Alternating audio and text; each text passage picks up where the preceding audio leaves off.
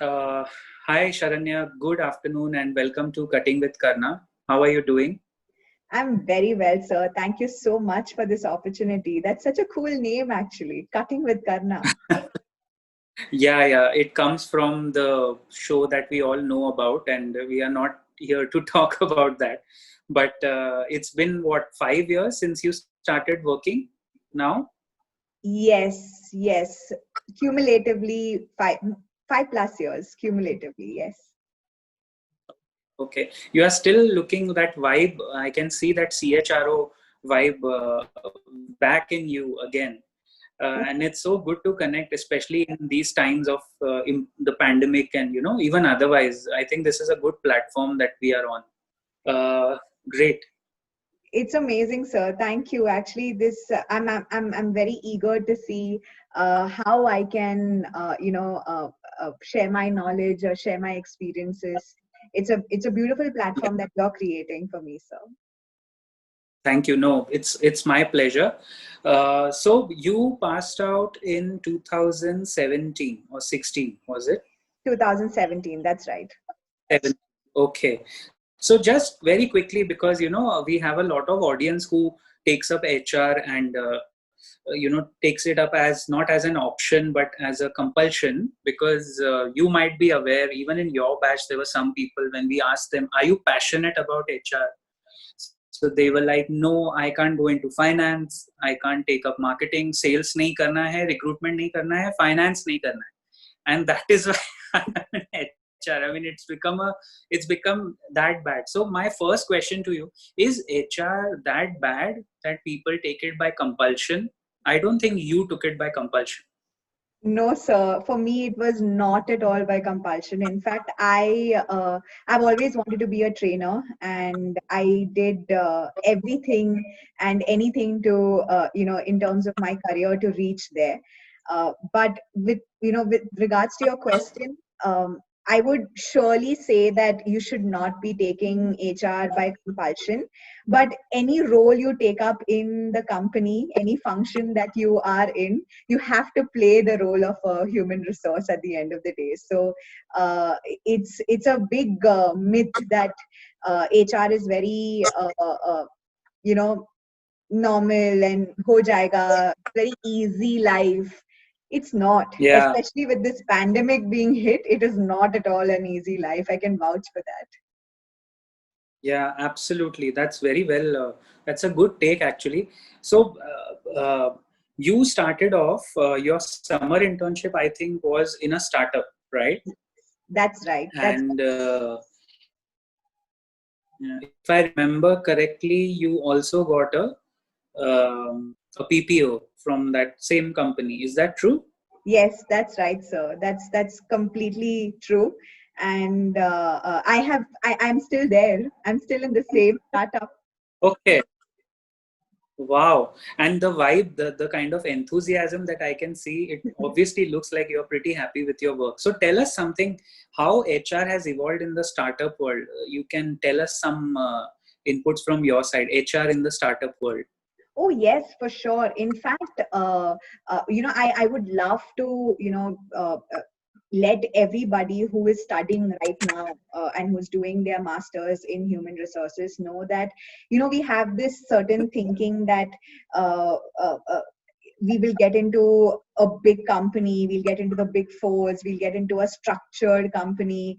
Otherwise, our, HR career is ruined. And Hmm. honestly, it really doesn't matter. In fact, coming from a startup space, I can tell you that the amount of exposure you get in a startup environment, it you will not get it anywhere else. The kind of knowledge that you gain within a span of, like, few years. Hmm. Professionals take HR professionals take like so many years to hone those skills when you're when Yeah. you're in a structured environment, because of course, you're being hired to do a particular job. But in startups, it's like you're doing everything around you, and that's the beauty of it, right? Because at the end of the day, when you're just getting out of college, you should be able to just go ahead and try your hand at different things to see what are you good at and what is your strength like. So imagine being a part of a structured environment and not being able to and being in the same, you know, function and vertical for years together, and then slowly moving up the ladder. But in a Yeah. startup, it's like you get to do recruitment, you get to do HR, you get to do core operations, you get to do Okay. HRBP, business partnering, you get to do Yeah. learning and development, and you also get to do employee engagement. So look at the variety of things that you can get into in a startup world. So I would really encourage, you know, all the aspiring HR professionals who are moving out of you know, who are just completing their studies right now, that guys, do not ever think that if you get into a structured environment you have an amazing future. Trust me, startups can give Okay. you the kind of exposure that you will never even imagine, and then it can accelerate your journey 10x. So that's what's happened to Okay. me, and I would love for everybody to have the same thing too. Amazing, yeah, amazing. Those are great insights. You know, when we were doing that course, when I was teaching you all that subject, we were just at the cusp of HR being transitioning into a business partner. I remember we spoke about it as a inverted commas, you know, HR business partner. Yeah. It 2016 we were together, and that time it was just moving away from being just a cost function to a business partner function. Yeah. What is your take on that? Do you think HR has evolved from a support function to a strategic function? Absolutely, sir. I have seen the evolution in some form or the other, because Hmm. again, in terms of, because of the exposure I've got in the startup world, I used to Yeah. always think of others thinking of HR as a support function. कि यार, you know, काम करवाना है तो इन लोगों को बोल दो, हो जाएगा. But because of this whole Okay. pandemic that has been hit, and the kind of evolution that we have had is crazy, because I have seen how we have moved Yeah. from a support function to a strategic function. Today we have, like, you know, the CTOs and the CEOs asking HR that, hey, you know, we want you at the table, we want you to tell us what is your perspective, because y'all are the ones who can Wow. say what is right for us. And that is a huge deal for HR as a function, in my opinion, because that's what we are here to do, right? We want to create an impact, and we want to create an impact for the Yeah. business. So, and that's how we all grow. So it's beautiful to see the transition from a support function to a strategic function. It's and I'm just blessed to be a part of that. Right. And are you already, there is a joke about startups in on a very lighter note that everyone is a co-founder in a startup. So are you already a co-founder? Have they already made you a co-founder? You are truly evangelizing startup like nobody else. And that's great. That is so youthful exuberance that I can see. But is that true? Do they make co-founders very easily? So I wouldn't say that they make co-founders easily, but they instill the value of being a co-founder when you are part of a startup. Right. So they make you feel like you own this company, and you have to ensure that, you know, the company is successful. Super. Because at the end of the day, that's Super. what they need, right? They want us to be an evangelist for the same role and the same cause that they are going after. So yeah, I wouldn't say that I'm already a co-founder, but I'm sure I am in my mind, that I would love to Yeah. have this company be successful in everything that they're doing right now. Touch wood, touch wood. So I understand it's pretty logical and rational. So what you're trying to say is the value system is engulfed in each and every person, so that they feel that, hey, it's my own company, and because it's a startup, you need that kind of drive to for people to work. Yeah, That it's not just a 9 to 5; it's my own company, so I have to drive this. That's that's great. right. Yeah, that's a great. Moving on, HR is always, again, you know, cliche. Will be no cliches, but there's always this thing that HR rangoli banate hain, and I don't know where this comes from. I really don't know. We used to have a big laugh about it, but what do you feel is the power of now in HR? I mean, what's your take on that? What can change now in terms of processes post pandemic? So that's an excellent question, sir. I have seen how I have also seen those WhatsApp forwards, and I just keep telling myself that I wish these guys knew what we actually do. And of course, Yeah. I understand that employee engagement is part of our role, and we are the ones who execute that kind of employee engagement. But at the same time, what has come to me at this point in my life when this whole pandemic hit us is that a lot of companies have been going through the same processes for so many years, and today they are all Right. redundant in some form or the other. In fact, I can tell you, in the whole L&D space, we used to always think of it as only if you have a classroom session, the effectiveness of the Yeah. session is excellent and 100 on 100. But today Correct. we have to take a virtual session and we have to keep it as engaging and as effective as possible. So, uh, and it's the same with so many HR processes, right? So, I, for me, what I would always, encourage HR folks to think about is, now is the time to change your processes, because if all these years, if you wanted to do something different and your leadership did not give you that kind of buy-in, now is the time. Go and tell them that let's invest in this, or let's change this process, and give them that kind of confidence that, if you don't do it right now, you will never be Yeah. able to change your process. Never be able.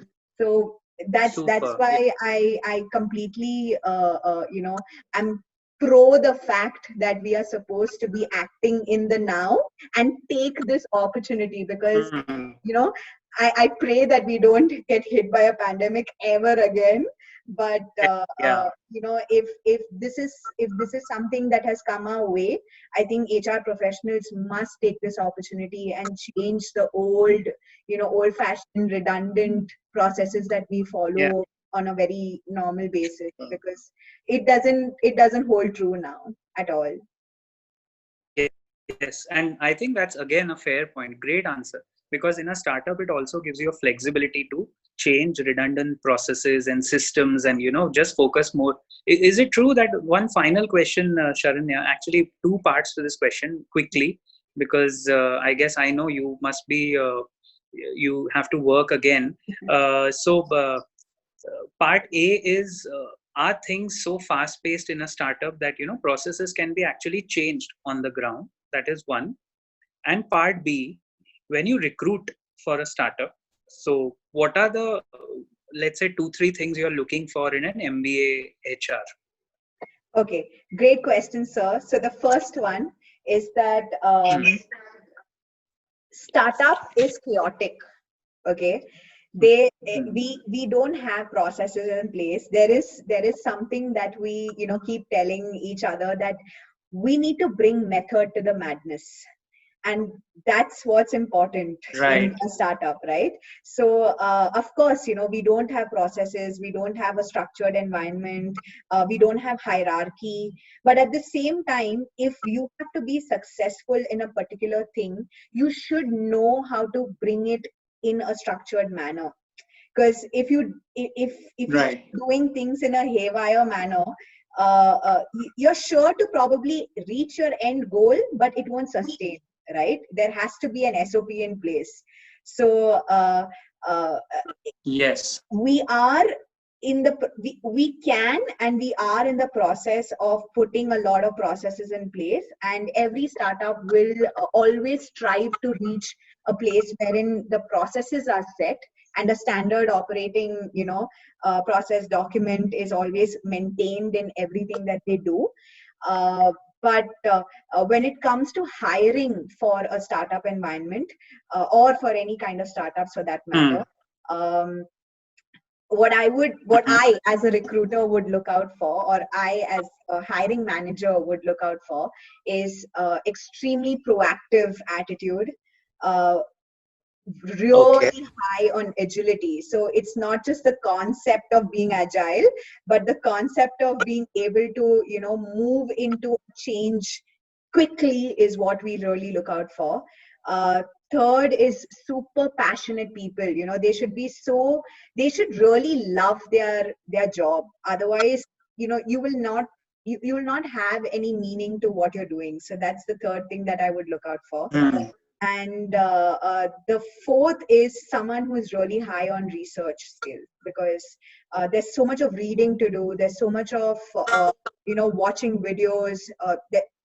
There's a lot that you don't know. It's a space where you don't know a lot of things, and Yeah. when you are put into the ocean and you're asked to swim, you should have read something about swimming before. So that's exactly what I look out Okay. for, and I'm sure a lot of recruiters who are out there are looking out for the same attributes in a person. Amazing, amazing, Sharanya. There is a paucity of time. That's why we'll have to cut short this exchange. But super. I think if there was ever does of how a future CHRO looks like, I think you would run very close after this interview, because your clarity of thought, your point of view, and the sheer structure of your processes is amazing. It's really inspiring for, I'm sure, a lot of my current students who will listen to you, who will watch your interview. And more power to you. Thank you so much for taking time out from your schedule.